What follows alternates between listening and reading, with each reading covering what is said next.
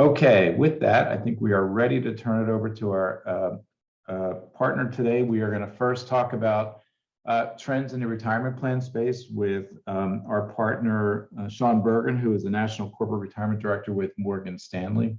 Touch on some of the legislation that passed a few years ago that may, have been lost in the shuffle with the pandemic, and just kind of talk about, which I think is a very important role for the employers in helping employees prepare for the future, especially for retirement, as we've moved from a DB-driven economy to very much of a self-funding with DC and so on. And that'll follow with Amy with the COVID update. So with that, let me turn it over to Sean Bergen. All right, thanks so much, Kevin, and good morning, everyone. And Amy, thanks for that update. That was terrific.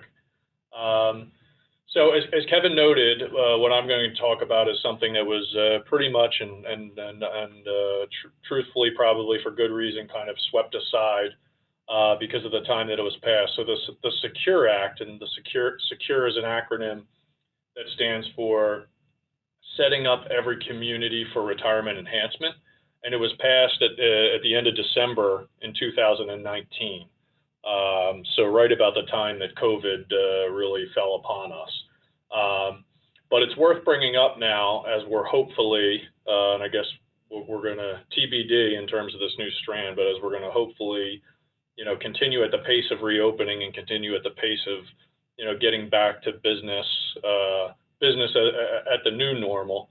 So I wanted to just point out three really important components of the Secure Act as they apply to the group retirement plan market, particularly 401k, 403b, and multiple employer 401k plans. So the first of those components that I think is really helps expand what the Secure Act was really trying to hit at is that almost half of private market workers still have no access to a group retirement plan. So what they've done is they've materially expanded the tax credit for being able to participate, or just for a company to start up a group retirement plan. So originally there was a $500 tax credit. And as many of you know, if you've either looked into it or you've actually gone and done it, the first year of a group retirement plan, can cost the company, a few $1,000s in terms of hard dollar expense.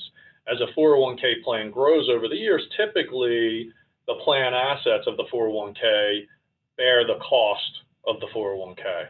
But in that first year, there is a little bit of a lift. And if you're a small business and you're just getting started, sometimes that can be material.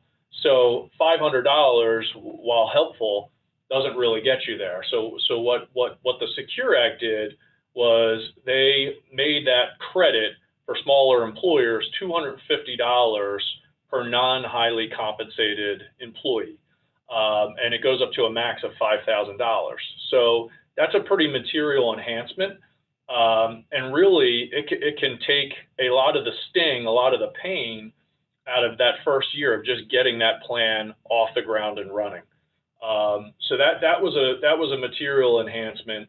And we, of course, if you're thinking about that or thinking about the MEA plan offering, or if you're thinking about setting up a standalone plan, obviously we can provide information on how that works and how that might apply to your employee base.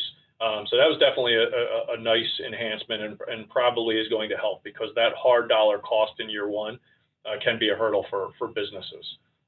So that was the first sort of Secure Act highlight that I wanted to point out. The second one, and I think this is probably the most material in terms of not necessarily where it is today, but what it's really moving towards. And Kevin hit on this during his introduction. Historically, the U.S. came from a plan, and public workers still receive this amazing benefit of that traditional pension, right? It used to be you retired, you got the golden watch, and you had your pension, and you went back and did your gardening or your golfing or whatever, and you were very comfortable. As we know, and as Kevin mentioned, the onus has really been pushed on us as savers and really pushed on companies and those who are trying to be paternalistic and trying to figure out ways to help their employees self-fund for retirement. So what the Secure Act did was it offered a safe harbor that really relaxed the fiduciary liability for plan sponsors to offer in-plan annuities. Now, me being in the financial business my whole life, annuities have a stigma to them. However, annuities in the defined benefit, defined benefit is the jargony term for pensions, right? In the pension world, they are using annuities all the time. When you're receiving your annuity payment, if you had a pension, like our parents and grandparents' pensions, in the great majority of cases, that's actually an insurance company is actually making you those payments. Because what happens is the pensions buy these big block, really cost-effective annuities to satisfy those payments to all the pensioners over their lifetime. So basically, what this fiduciary safe harbor and what they call it for lifetime income options inside the 401k is they're allowing plan sponsors to make a lifetime income annuity an option inside of the 401k plan. Now, before this new revision in Secure Act, when we would have conversations with plan sponsors throughout the country, they would say, okay, I know this is allowed in some form, but I don't want to be liable for, I sell this company and 30 years down the road, some insurance company goes belly up and one of my participants does not, receive their payment and they come back and sue me because, I picked the wrong insurance carrier. So what's happening now is the Secure Act, specifically Section 204 of the Secure Act, it allowed a safe harbor for plan sponsors that said, if you follow, sort of a checklist, a prudent process in selecting one of these large annuity providers that have not gone anywhere in the past, they've never defaulted, and there's actually a sort of a group consortium that backs these insurance companies so that they all kind of back each other, because so much of the insurance business is based on a trust and an implicit guarantee that has been there throughout the history of the insurance industry. So long as you follow this checklist, then you, to a large degree, are protected as a plan sponsor for offering this option. Now, there are still some hurdles to widespread implementation for this, but it's a great step in the right direction. It's a great step in the right direction because if you're a plan sponsor, if you're a company right now, and you'd like to offer this, to Kevin's point, as a retention tool, I'll talk to that. And it's an amazing tool if you're a participant in the plan, because all of retirement planning is ultimately, the crux of it gets to, can I use what I've built up over the years to create lifetime income, right? In one form or another, whether it's IRAs, 401ks, taxable money you save. When you stop getting a paycheck from your employer, you need this pool of money to create lifetime income for yourself. So this is an incredibly direct, powerful tool. So in terms of retention, the latest study I saw from the National Retirement Income Security Group was that over 80% of U.S. workers would like to have a pension as opposed to a traditional self-funded 401k or an IRA. And that makes all the sense in the world to me. There's something behavioral to having a guarantee, right? And so the great majority of Americans would like to have a pension. Also, in terms of political parties, both Republicans and Democrats and independents overwhelmingly believe that all U.S. workers should have access to some form of a pension. So what this does is it allows the employer to really offer a pension-like vehicle inside of the 401k wrapper. And that relieves a lot of the, what can be very, very onerous financial liabilities for the traditional pension, but allows a personalized pension version of this. And you can think about it this way if you're an employer. A lot of employers, as a retention and attraction tool, have very attractive 401k matching schematics. Let me just use an example. Say you're a company and you match 5%, and it could be on a graded basis or however you do it, but ultimately you effectively match 5% of your employees' compensation. Well, imagine if all 5 of your match went into a lifetime income annuity, and you could basically be showing someone on a retirement, say, if you were here for 20 years, this was your average salary over that, career lifespan with our business. And we're putting 5% a year into this vehicle. This is your lifetime income. This is your lifetime benefit. Now, you may still have a 401k, you may have these other things, but on top of your Social Security, you're now going to have this lifetime income benefit. And in conversations with participants, with retirement plan participants, each year you could say, Joe Smith, if you just move your contribution from 4% to 7%, here's what your lifetime income changes to, and here's what average Social Security is. And then he's thinking in his head, wow, and when I think of my bills today, and I think if I'm getting $1,500 from Social Security, I'm getting another $1,500 from here, this $3,000, wow, I'm okay if I do this.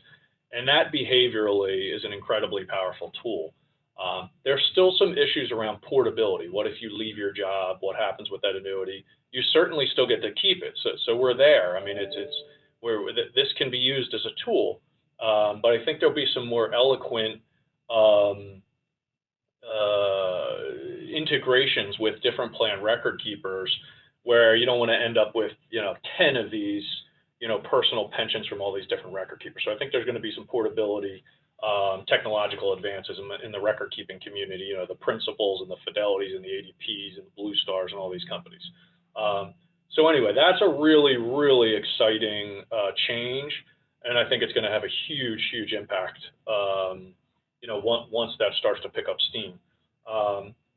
Lastly, and this affects us as participants in the MEA multiple employer plan. There are some great benefits to a multiple employer plan, and both sides of the aisle in government are now understanding that this is a tool that has a great ability to benefit and basically assist with the retirement crisis that's going on. And the multiple employer plan, really fits that bill, because what it does is it allows smaller employers, and these don't have to be, we may not think of these as small businesses, sometimes there's several hundred employees, but compared to the Googles and the Hewlett Packards and Walmarts of the world, it's still considered a small, the combining of a number of small plans. But basically what it did was two things. It allowed for open MEPs. And basically an open MEP is just a more relaxed nexus. You used to have to be part of a control group, owned by similar private equity funds. There was a very tight relation that you had to have to the other companies inside of the multiple employer plan, and now they've relaxed that. Number two, they've eliminated what was called the one bad apple rule. And that's where the behavior of someone else in the multiple employer plan could spoil the bunch, could create liability for the multiple employer plan across the board. That has now been eliminated. So those are two great sort of relaxing of regulations that should promote, and it already has, a much greater adoption rate for multiple employer plans. Because at the end of the day, what the government realizes that a multiple employer plan is truly unique in what it can deliver is low cost, high quality retirement plans, for lots of small businesses. Of course, as everyone on this call knows, the MEA multiple employer plan is a much more comprehensive multiple employer because it carries with it a lot of the HR, talent, attraction, retention. There's an incredible amount of ancillary benefit that comes from the MEA MEP versus a standalone open MEP. But these are fabulous enhancements that the Secure Act brought about, and I think people now are kind of coming out of their our COVID quarantines and looking into a lot of these important enhancements. So with that, I'll pause for a second and Kevin, I don't know if there are questions or. Yeah, Sean, that was great. I'll say I wasn't familiar with that annuity development. That's really very interesting because I do think people struggle with how to write themselves a check, and so I think that's a very interesting add-on. So that could be funded by the employee as well as the employer to create those accounts. Correct. Yeah. Okay. Yeah, well, I think we might maybe in a future date go delve into more of the mechanics of that because, like you said, that portability and some other issues are very interesting. Question that came in, and that annuity again is owned by the plan, not the employer, so it's within the retirement plan itself. Those are the questions. Okay, so someone said beyond the pension benefit guarantee corporation, what other protections are in place for somebody that has an annuity type structure like that? Yeah, so I think that's a fantastic question. And I'm drawing a blank right now on what the name of the company was. It was in the very early 80s. There's been a handful of insurance companies that have gone under throughout the years. However, what has happened in each of those cases, and I'd have to go back further to see if it's in every one of those cases, but it's darn near close to it, is the same thing that happened in a much more recent past is with AIG. When AIG, we have a very recent case study in this regard. AIG effectively went under, but what happened was the other insurers came in and effectively bought up those liabilities, and it's a little bit of a sort of like a reverse prisoner's dilemma in the sense that these insurers are, their ability to continue making good on these payments is the total. It underlies, it's the backbone of their entire business. In terms of a life and not an annuity, but an actual death benefit for a policy, it's like the Pension Benefit Guarantee Corp. The NAIC, the insurance commission of every single state, every one of those insurers is basically part of a consortium that backs the death benefit of these policies.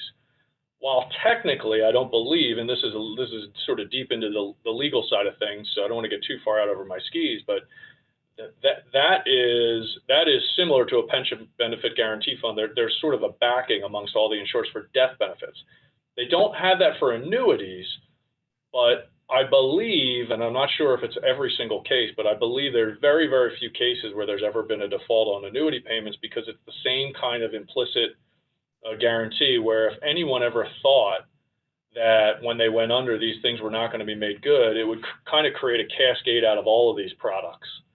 So I think what has happened, the same thing in AIG, is that whenever there's been a problem, the state insurance commissions have come together and brought other insurers together to take over that liability so that there hasn't been a default of that promised payment, because it would really mean the end of these products. It would really mean the end of insurance, because think about people who buy life insurance in their 20s and they buy 30-year term. They're banking on the solvency of a single carrier 30 years into the future. That payment that has never been broken in the U.S. and the reason is the industry would probably cease to exist if it did. So that there's a little bit of a buy-in where if you're getting high-rated carriers, you're not only getting high-rated carriers, you're kind of getting the entire pool of high-rated carriers. Yeah, it's a great point. I also think, annuities are sold very significantly outside of 401k plans. I mean, lots of people buy annuities. I think the development here is being able to buy them in this tax advantage vehicle in a very efficient way, because that's the Secure Act giving more flexibility. And one of the questions was that you don't, under the Secure Act, you don't have to provide an annuity option. It's just an option. It's not a requirement. That's correct. That was one of the questions. Someone asked, is there a minimum number of employee requirement under the Secure Act for a plan? No. You can have a single employer for, a single participant 401k plan if you wanted to. Okay. Let's see. Someone asked, do they have to contribute over a period of time, or can they convert to the annuity prior to retirement? Like basically take a lump sum conversion into the annuity option. Yeah, you can do that.